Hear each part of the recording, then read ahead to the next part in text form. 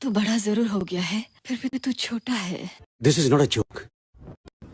Movie का start Matthew नाम के एक लड़के से होता है। वो अपनी स्टडी के लिए अमेरिका से पेरिस आता है। ऐसे ही एक दिन यहाँ सिनेमा हॉल में मूवी देखते हुए उसकी मुलाकात लीज़ा नाम की एक लड़की से होती है। लीज़ा मैथ्यू से कहती है कि मैंने तुम्हें अक्सर यहाँ मूवी देखते हुए देखा है और तुम अकेले ही आते हो। मैथ्यू कहता है कि मुझे अमेरिका से पेरिस आए कुछ ही दिन हुए हैं और यहाँ कोई दोस्त ना होने की वजह से मैं अकेले ही आता हूँ। ये सुन तभी लीज़ा उसे अपने भाई लियो से भी मिलवाती है। मैथ्यू इनसे मिलकर बहुत खुश होता है क्योंकि उसे न्यू दोस्त मिल गए थे। घर आकर मैथ्यू रोज़ की तरह अपनी मॉम को लेटर लिखने लगता है, लेकिन आज उसके माइंड में सिर्फ लीज़ा चल रही थी। देन नेक्स्ट मॉर्निंग लियो मैथ्यू को कॉल करके डिनर पे इन्वाइट करता है। कल 9:30 बजे यहाँ पे पहुंच जाना। फिर रात को मैथ्यू उनके घर पहुंच जाता है। यहाँ लीज़ा उसे अपने पेरेंट्स से भी मिलवाती है। डिनर टेबल पे लीज़ा के डैड मैथ्यू से बहुत बातें करते हैं, रिंकिया के पापा, लेकिन उसका ध्यान सिर्फ लीज़ा पे ही था। डिनर के बाद लीज़ा की मॉम मैथ्यू को यहीं रुकने का कहती है। नेक्स्ट डे लीज़ा के पेरेंट्स कुछ काम से आउट ऑफ टाउन जा रहे थे। जाने से पहले वो घर पे चेक छोड़ जाते हैं ताकि इन लोगों को पैसों की कमी ना आए और ये लोग इंजॉय कर सकें। ठीक है। देन मैथ्यू उनसे कहता है कि मुझे अब अपने घर चलना चाहिए, लेकिन वो दोनों उसे जाने नहीं देते। देन लीज़ा मैथ्यू को किस करती है और साथ ही अपने भाई लियो को भी किस देकर चली जाती है। ये देख मैथ्यू को काफी अजीब लगता है। ये रॉन्ग नंबर है। फिर लियो उसे अपना रूम दिखाने लगता है। देन रात में जब मैथ्यू वॉशरूम यूज करके वापस आ रहा था तब उसकी नजर लीज़ा और लियो पे जाती है जो कि बेड पर न्यूड सो रहे थे। ये देख मैथ्यू हैरान हो जाता है क्योंकि एक तो वो भाई बहन है और दूसरा मैथ्यू लीज़ा को लाइक भी करने लगा था।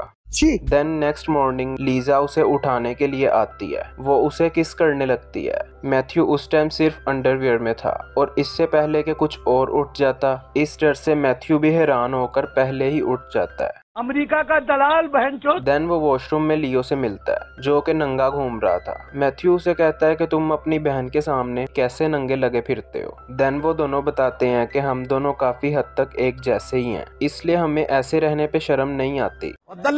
देन लियो बताता है कि हमारे पेरेंट्स 1 मंथ के लिए यहाँ नहीं आने वाले, इसलिए तुम्हें जाने की जरूरत नहीं है। क्योंकि मैथ्यू लीज़ा को पसंद करता है इसलिए वो भी यहाँ रहने के लिए मान जाता है। देन ये लोग काफी मस्ती करते हैं और काफी गेम्स भी खेलते हैं, आउटिंग करते हैं। ठीक है। देन एक दिन मैथ्यू के हाथ लीज़ा की एक पिक लग जाती है और वो उसे अंडरवियर में छुपा लेता है। देन रात में ड्रिंक करते हुए ये लोग फिर से मूवी गैस करने का गेम खेलते हैं और इस बार लियो को मूवी का नाम बताना था, लेकिन वो नहीं बता पाता। देन लीज़ा लियो को पिक देखकर हथियार हिलाने का डेयर देती है और लियो भी बेशर्मी से ये करने भी लगता है। लीज़ा के लिए तो ये सब नॉर्मल था, लेकिन ये देख मैथ्यू के टट्टे स्पार्क हो जाते हैं। नेक्स्ट डे मैथ्यू लियो को फिर से कहता है, भारी मिस्टेक हो गया सर।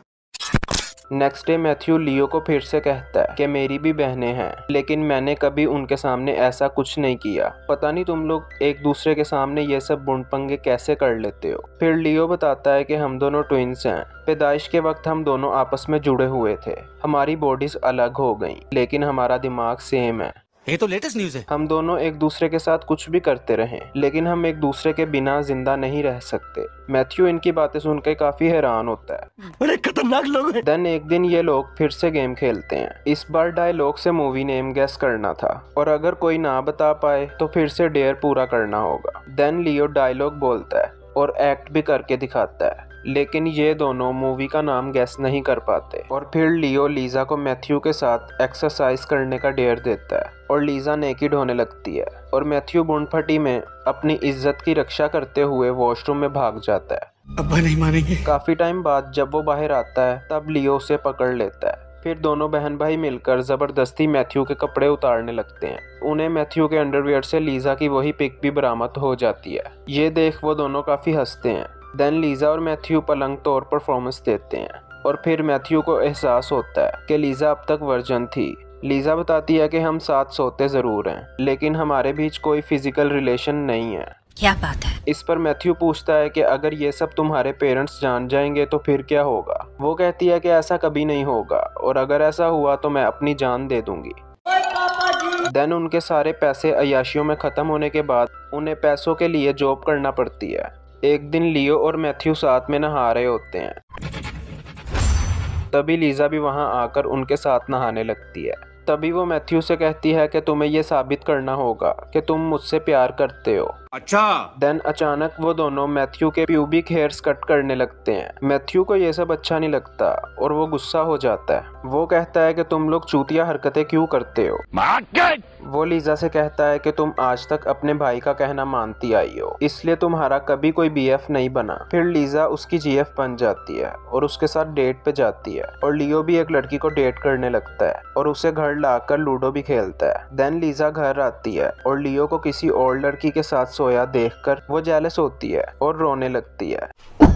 देन लियो और मैथ्यू वाइन ड्रिंक करते हुए आपस में बात कर रहे थे। तभी लीजा वहां आकर उन दोनों को अपने साथ टेंट में ले जाती है जहां ये दोनों बहन भाई बचपन में सोया करते थे। फिर ये तीनों वहां नेकिड ही सो जाते हैं।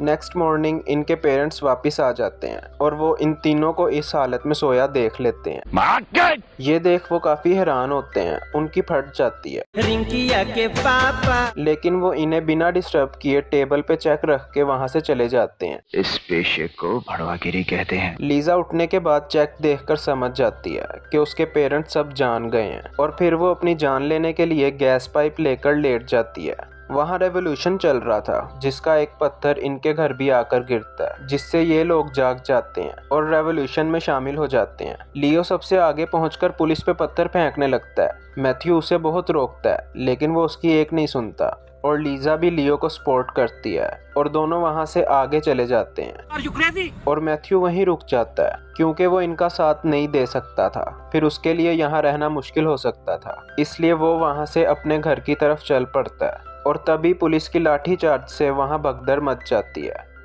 और इसी के साथ ये मूवी खत्म। मिलते हैं नेक्स्ट वीडियो में। Thanks for watching. मेरे साथ अन्याय हुआ है। इधर दर्द होते है, इधर मैं भी दिल रखता हूँ तेरी तरह। अमेरिका का दलाल बहनचोद, अमेरिका का दलाल बहनचोद, अमेरिका का दलाल बहनचोद।